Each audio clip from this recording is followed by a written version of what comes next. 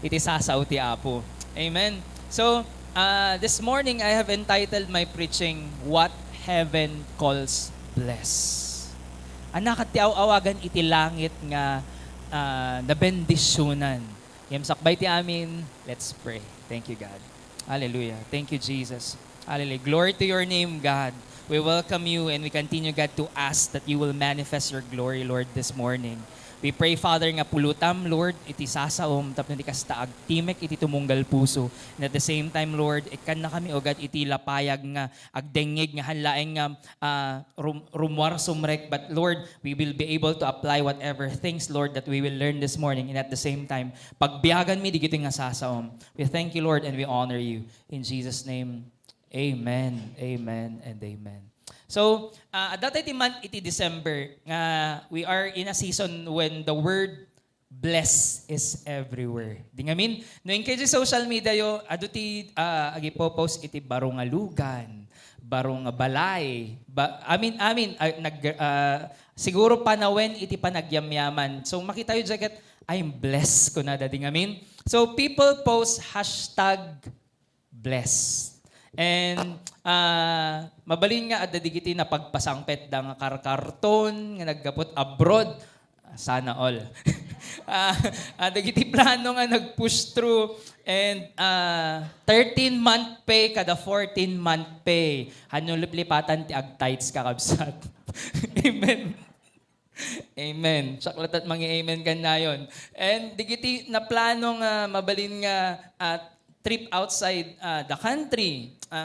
Praise God for those things. Indeed, those are blessings. Ngem, ana iti ka ipapanan na kadi, ana iti kun ko na iti langit nga blessing. So, we start thinking, kakabsat nga, no, mayat iti amin nga banag, we're blessed. So, when things go wrong, am I still blessed? So, blessed tayo kad lang no, at digiti amin nga paspasamak ti aglawlaw tayon ket kaslang madi. Can we still consider ourselves blessed? The scripture says, especially in the moments surrounding the birth of Jesus, kabsat, you'll notice something very important. Being blessed is not what the world calls blessing. Kasi, DJ nga rod, iti measurement ti lubong. Being blessed is what God calls blessing. Ni Mary, which is the mother ni Jesus Christ, was called blessed among the women. Di ba? Kung nainggasatan, kadigiti amin nga babae, apay. Not because she was rich, but because she was comfortable. Not because she was comfortable, but because, not because life was easy, but because God was with her and God chose her and she said yes to the will of the Father. Gaputa nagwen iso na en nagtulnog iti ko na iti Apo nga iso na iti mang conceive when mang agbalin amang buntis iti bugbugtong nga anak na. That's why he's called blessed. So today let's talk about what does it really mean, kabsat, when we say nga naimgasatan na bendisyonan tayo. So I think we will all agree with this. To be blessed means, next slide, God is present. Amen! Amen. Maturog kay San. So, let's read from Psalms chapter 1, verse 1 to 3. Kunana dito Blessed is the one who does not walk in step with the wicked, or stand in the way that sinners take, or sit in the company of mockers, but whose delight is in the law of the Lord, and who meditates on his law day and night. Verse 3. That person is like a tree planted by streams of water, which yields its fruits in season, and whose leaf does not wither. Whatever they do prospers. So Psalm 1, kakabsat, it is described na that naingasatan ka na bendisyonan iti digiti who does not walk in the step of the wicked. Can we go to the verse 1? Ayun, who does not walk in the step of the wicked. Or digiti ko na makitugaw kadigiti company of aguy uyaw, mockers. Di nga min, digiti chismosa, awan dito Church of Our Savior. Amen. Nainggasatan ka na bendisyonan da apay, taan da nga agtugtugaw kadigiti agchichismis, nga mangpadpadakis itipada na nga tao. And kunana dyan, they are like, next in verse 3 kunana, they are like tree planted by streams of water. When we say planted, it's not accidental. It's intentional. Kaya't na nga sa awen, halaing nga aksidente nga, ni ada nagtupo. Ni ada bigla nagbunga. But it means we are planted intentionally through where? Iti sasa o iti apo. Because when we are not planted and rooted in the Word of God, then we will not bear fruit in season. And ako na jay, digiti na imulan iti sasa o iti apo, whatever they do, prospers. Amen. That means we are nurtured, we are rooted, and we are nourished. Notice what the scripture does not say. Hanang ako na nga, naimbendisyonan ka no, digiti, tao nga awan ti problema na, hanang imbaga di jay. Hanang ako na nga, nabendisyonan digiti, iti biyag nakit, smooth sailing. When awan iti problema na, hayahay. Han nga nabendisyonan digiti tao nga, ada iti perfect nga pamilya na, perfect finances, or perfect health. Instead, tikunana, naingasatan, digiti, who refuses ungodly counsels, who delights in God's work, who stays planted in God's presence. That's why we encourage you, kakabsat, nga ag-enter iti discipleship. Why? Only by then that everything we do will prosper. Kasi no may iti panubok iti biyag, awan iti balon tayo. Kasi mabisin, no, kami nagbiyabiyahe tayo. I remember when we went to Baguio. Ada iti stopover, kung ada kam sila unyonin. So ada iti stopover, antay mangmanganin, asidegen, kunada. So, idadakam si dalan, 2 oras pa'y gayam ti BNB. Kabay-bayag pa'y, nakadupay lang a stopover. So, mabisbisin kami, imbag lang yan, da kami nangan kami. Tigiti ang nangan nabisinan dam. So, mga 3 p.m., nga nakapag-lunch dan. So, no awan ti balunen tayo kakabsat, no awan ti hugutin tayo, no umay iti panubok, anan tulaengin nga rut ti kanin tayo. So, kung natin tulatan akit, Jesus wept. No, di lang nga rut ti amom nga versen, Jesus wept. So, nagsangit lang ni Jesus. Di lang ti amom, ti balon mo, di tulat malagip mo, kasi isot shortest verse. Awan to, kasanom tong rin nga, kunam to ka DJ kabusor no umay kang kuha na, haan ka nga worthy no ka na DJ kabusor. Jesus wept, kunam nga rod. That's why we are to be discipled. Tapnon we are rooted, nourished, ken agbumbunga. In other words, kakabsat, blessing is not the absence of storms. Blessing is the presence of God in the storm. Umay man iti panubok, kakabsat, kayat na nga sa awen, no adda iti Diyos, no makikaadda ka natin iti Diyos, kayat na nga sa awen, nainbendisyonan tayo. You know what? I count my everyday blessing by this. Every time I wake up in the morning, nakasagana, nakatempla iti kapekon. That's my blessing. Every day, kunak no kano, awan nakatempla kit, agpapauyon sa amit ni tatang ko. Because every time agpapauyo, so anak ay templaan iti kape, hanga nakasagana di kape, ijay, ayan iti kusina. So amuklat ano kwan, agpapauyo. hanpay nga nagkwadjigura na. So that's how I count my blessing. Again, we are blessed not because life is perfect, but because God is present. So, we can have a lot, kaabsat, but still feel empty. Can still be empty. Next slide. But we can have a very little and still be blessed. Sometimes kaming kaabsat, think nga having a lot, having possessions, again, hanak nga antay kinabaknang. Pagayatan iti apong nga amin tayo ket bumaknang. Pagayatan iti apong nga amin tayo ket makabless. Sometimes, i-equate tayo or equal tayo iti kinabaknang iti fulfillment. Ngem, ado di kiti babaknang handa flood control. Da bulos nga marmarnek nga kaslang every time nga the piso when kaslang ti piso dan ket 1,000. Nga every time nga makurangan di piso da kasla agkurkurang da awan iti sense of fulfillment na. We accumulate things.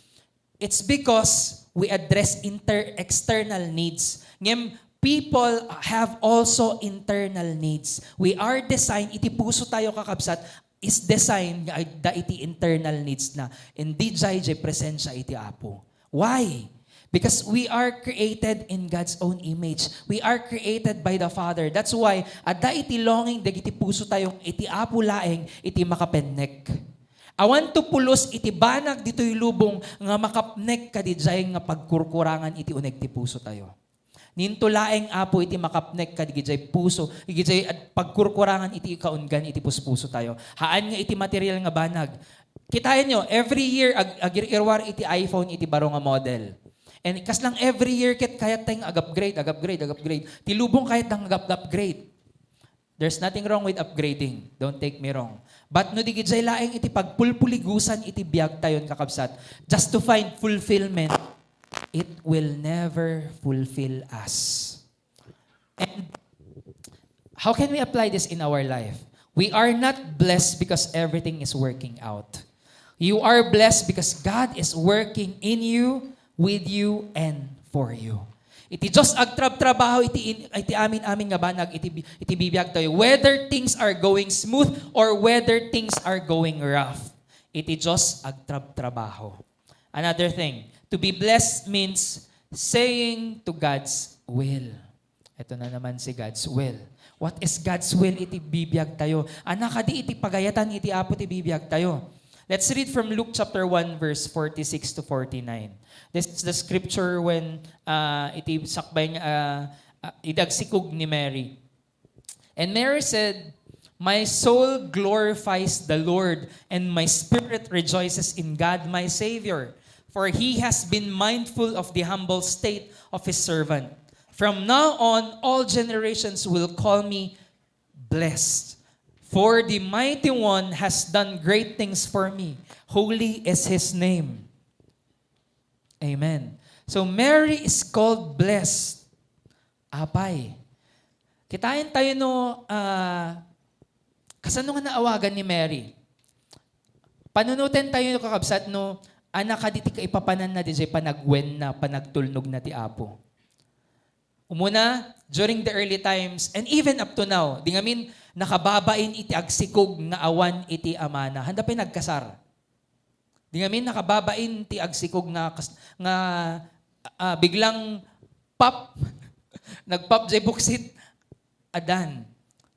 It means she would be misunderstood. She would be judged. She would travel while pregnant. Imagine niyo, travel, and she would give birth in a place not fit for a child. She would eventually watch her son to be rejected. Di ito yung banbanag. Imagine nyo, and yet, he's still called blessed. If she lived today, many would call that blessed. Many wouldn't call that blessed, but heaven did. Because God defines blessing differently, kakabsat. Obedience doesn't always bring comfort, but it always brings blessing. Nagtulnog tayo ti Apo, na kahit nga sa awen, hayahay di kiti bibiyag tayo, but it will always bring blessing. Ti panagwen tayo iti Apo, no ayaban na tayo ti Apo, it will always bring blessing. Now, blessing is not equal to convenience. Sometimes the world says, nabendisyonan tayo, dapat convenient di kiti bibiyag tayo. Favor is not equal to comfort, and success is not equal to lack of comfort. Ngamin, itilubong ko na blessing is equal to convenience. Favor is equal to comfort. And success is equal to lack of comfort. That's why the world says blessing means ease when nunalaka iti amin. But heaven says blessing means purpose. So the preaching ni Pastor May last week. Mano kada tayon honestly nga kas Kristiyano ti amu tayo no anati panggep tayo ti biag. Nagpanpander na ka dito yung preaching ni Pastor May last week. Indeed, iti tao nga awan iti purpose na wenno awan iti panggep nat biag. Nakaladladingit. Imagine everyday nga agreeing kat bigat han mo amuno anat panggep mo biag. Imagine kag trabaho agidda ka ti rabii aginana ka agreeing kan tuman kinabigatan nan ngem amot panggep mo't biag. Kaslang life would be just a cycle kasi han mo nga rod amo ti purpose mo't biag. But again, the thing is heaven says blessing means purpose, knowing our purpose. So many of the blessing God sends in our life will not look like blessings at first. Adu di kiti umaitik nga panubok iti bibiyag tayo nga kuna tayo ket mabalin nga at first hanga kaslang blessing. Kasi nga panubok nga umay. Some come dressed in discomfort, challenges, or sacrifice. But if God is in it, there is blessing in it. Remember the storya ni Joseph na ibalod and yet after pa nakaibalod na, he was blessed. Again, haan nga gaputan na rigat, digiti paspasamak itaglawlaw tayo, haan tayo nga nabendisyonan. Some of the greatest blessings iti bibiyag tayo are in the other side of our yes to God. Daduma kabuteng tayo agwen iti apo. Daduma kabuteng tayo agserbi. Apay, kasi it's not and will never be comfortable. Imagine just like an application next Sunday, digitis agserserbi, siyempre, ag-serve, naon pagtugawan di kita tao, ag-takder. Di ngamin, ag-serserbi naklang aruden, ag-takderak pa'y. Sa kuyat na nga sa awan, hanggang ka na bendisyonan, aman. Dagiti nagwen iti apo, isuda ti umawat ti bendisyon. In our yes to God, we receive our blessings. The blessing is not in the comfort. It is in our surrender. Nagkomportable iti simbaan tayo. Yamamuyo kakabsat, nagadudig iti babasit nga churches nga atep lang, linong lang iti paggimgimungan da. Iti aglawlaw da kapanagan, bakbaka. At dapat iti papastor ang aggimgimong iti SM, sirok ti mangga. And yet, Sunday after Sunday, they are faithful, di iti miyembro dang ag-attend. Datayo awal lang ti tricycle, masaduta kon. Nag-invite lang DJ relative mo, iti picnic, gaputa picnic, adat iletsyon na pantayo. Gaputa, kunada, intay to ag-SM to numalpas service, napan ka, nag-church, kasi nga adda iti SM Mega Mall hanga sirok ti manggan. Adda iti libre nga pamakan. Nungorot awan di kasi amin nga comfort tayo kakabsat. Do we still surrender and come to church? Nungorot mapatay amin di gito aircon tata dito yung nagtisimbaan tayo. Umay tayo kay kadpay agimong. Nakapudpudot met di simbaan. Tsakto kayaten di mapan ag church, the Church of Our Savior. Baka kunentay pa eh. Agbaybayad akmet ti tithes ko, 20 pesos per week. Di dalang ion, di airconen. Kakabsat, how can we serve the Lord? No, digiti in our discomfort, ket hantay pa nga kaya iti agwen iti apo. Next, to be blessed means living by heaven's values. Ikang kay assignment, basahin yun to Matthew chapter 5, DJ Beatitudes nga kunada.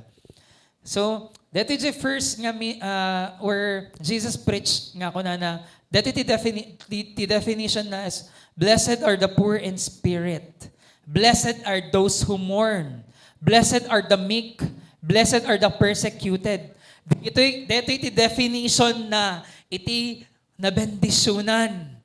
Haan nga, nainggasatan, digit na bendisyonan, digiti naka-aircon ti balbalay na, nainggasatan, digiti na aircon iti simbaan na. But kunana, blessed are the poor in spirit, blessed are those who mourn, blessed are the meek, blessed are those who are persecuted in my name's sake. Kunana, apay, assignment yun DJ, basahin yun to Matthew chapter 5. Jesus is teaching the truth. Blessing is not what we have. Blessing is who we are becoming in God. No, anadji pagbalbalinan tayo iti apo, di jay iti us-usto nga blessing. The Beatitudes show us blessings about a humble heart, a teachable spirit, compassionate, righteousness, purity, mercy, endurance, faithfulness. And deto'y ipapanan na itinabendisyonan kakabsat. So, the world measures blessings by what's in our hand. But heaven measures blessing by what's in our hearts. Ana iti naglaon iti kaungan, di iti puspuso tayo. The world measures blessing by what changes around you. Kasi kung nadakit, wow, di ngamin, kung nadan ingasatan iti probinsya or iti mesa nga community no at iti dadakkel nga establishments nga may patakder. But heaven measures blessing by what God changes inside you. No iti apog at iti trabahoen na iti tumunggal mesa. I believe we are all a work in progress. That's why aday iti trabahoen iti apo iti puspuso tayo. Aday iti trabahoen na iti bibiyag tayo. That's why we are blessed. This is the measurement of heaven, iti blessing. Now sometimes you may look at our life and say, Lord, I don't have what others have. You know what? Sometimes iti kabusor ket dati iti lay na. Nagadun di kiti karkararagak nga baro nga lugan.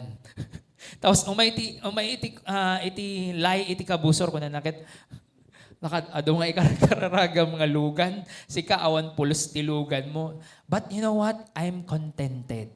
Not that I don't want to have. I'm contented and I believe nga iti apo iti agtrabaho. That's why every time nga aday kararagak nga baro nga lugan naragsakak. Awan iti apal nga marik na iti kaungan ti pusok. Uray ka na iti bagbaga iti kabusor. Imagine di iti young people ko, praise God, ada iti luglugan dan. Di ngamin, di pastor da awan pa eh. Ngam still I'm blessed. Again, heaven may be looking at our heart saying, we are blessed. Haan nga no ana iti adda iti ima tayo, but what is inside our heart. And lastly, to be blessed means become a blessing. Bagati man amin dito, become a blessing. In Genesis chapter 12, verse 1, kunan to I will make you into a great nation and I will bless you. I will make your name great and you will be a blessing. We will become a blessing. God never blesses us to make us a reservoir. He blesses us to make us a river. Next slide. Hantay nga na-create kakabsat nga agbalin nga container. This reservoir is a container of water. But we are made to be a river. Anakad iti nasa when you say river. It means it flows. So haantay laing nga stuck.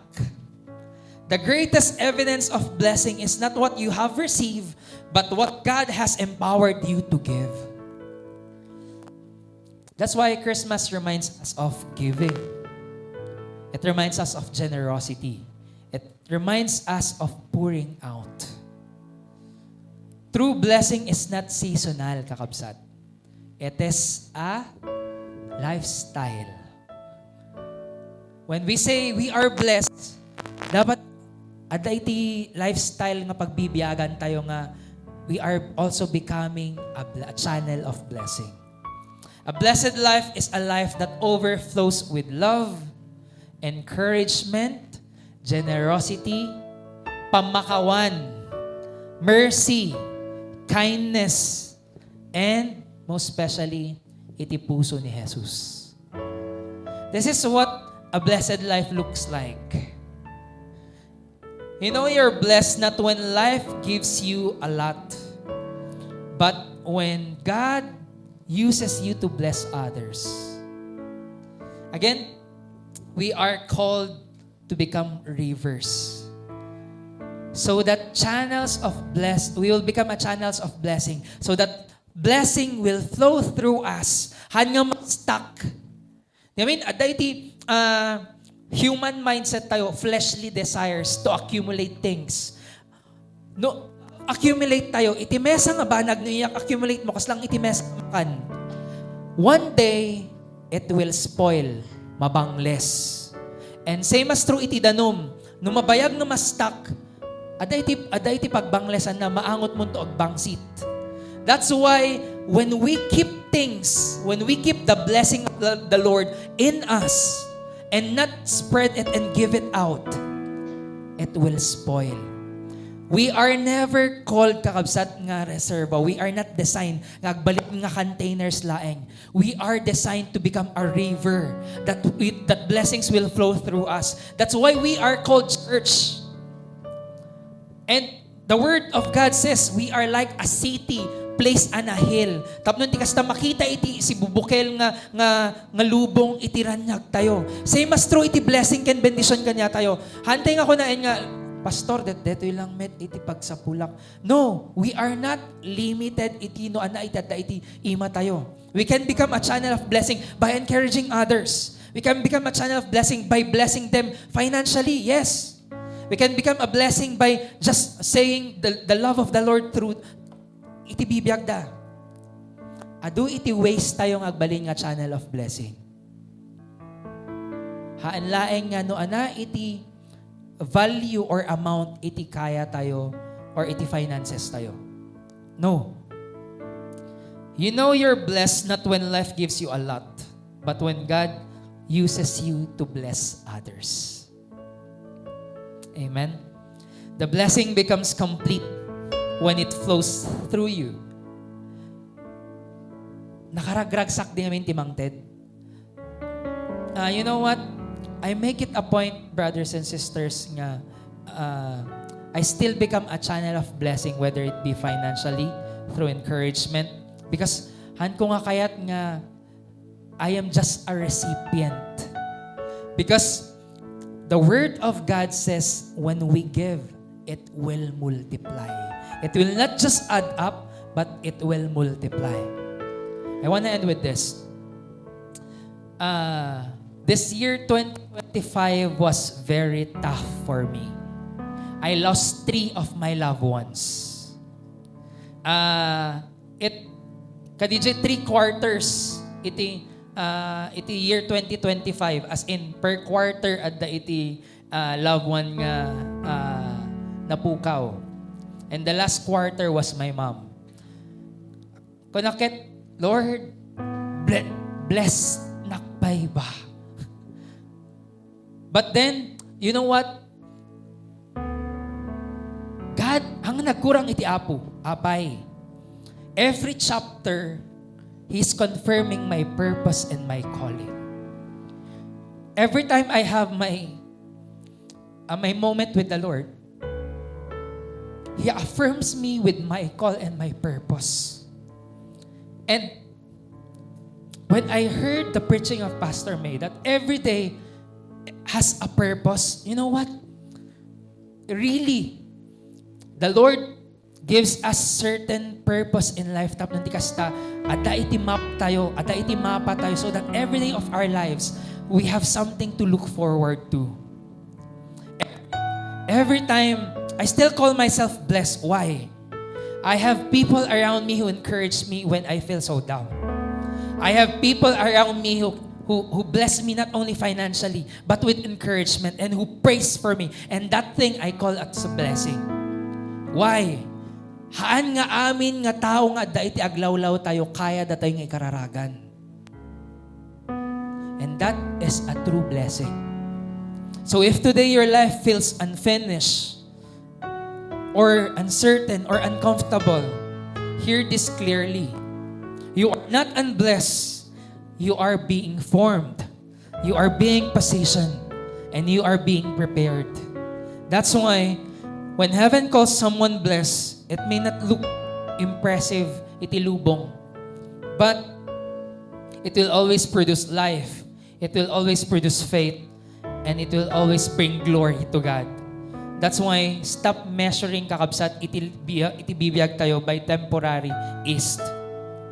And start seeing it through eternal purpose. I believe at iti nadumadu mga panggep iti Diyos iti bibiyag tayo.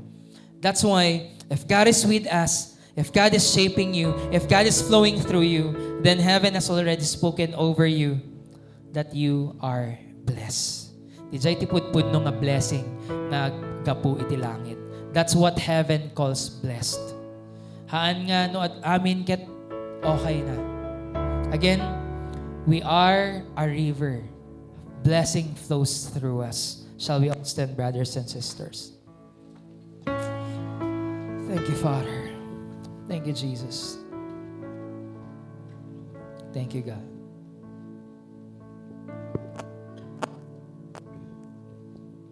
Our Heavenly Father, we just want to thank you. Thank you, Lord. Thank you, Lord, for teaching us what heaven calls blessed. Teach us, Lord, to desire what you desire, not just what is easy. Lord, kadating nga bigas, I pray, Lord, nga you will root us deeply iti sasaom. I-align mo di kiti puso mi, Lord, iti tarigagay mo, iti will mo. And free us, Lord, from the mindset that blessing is just comfort alone. And Lord, make us rivers, not reservoir. Help us, O God, to be a river that blessing will flow through us. Whatever you place iti imima mi, Lord, let it flow through our lives, O God. That we will not keep it, we will not stock it. But Lord, blessing will overflow, Lord, iti bibiyag mi. And right now, Lord, I pray that whatever in pour out mo kadigiti puspuso mi, let it bring life to others. May our lives reflect what heaven truly calls blessed. Faithful, fruitful, and fully surrendered to you, God. Receive your blessing, not to keep it, but to carry it, God, because we are rivers, a channel of blessing for your glory and your glory alone, and for the good of many, God. We continue, God, to bless your holy name. And we ask that from this moment on, we will become a blessing to others. We'll not keep it, but we'll keep pouring out, God, just as how you have poured out your love to each one of us. We thank you, Lord, and we honor you. In Jesus' name, amen. Amen.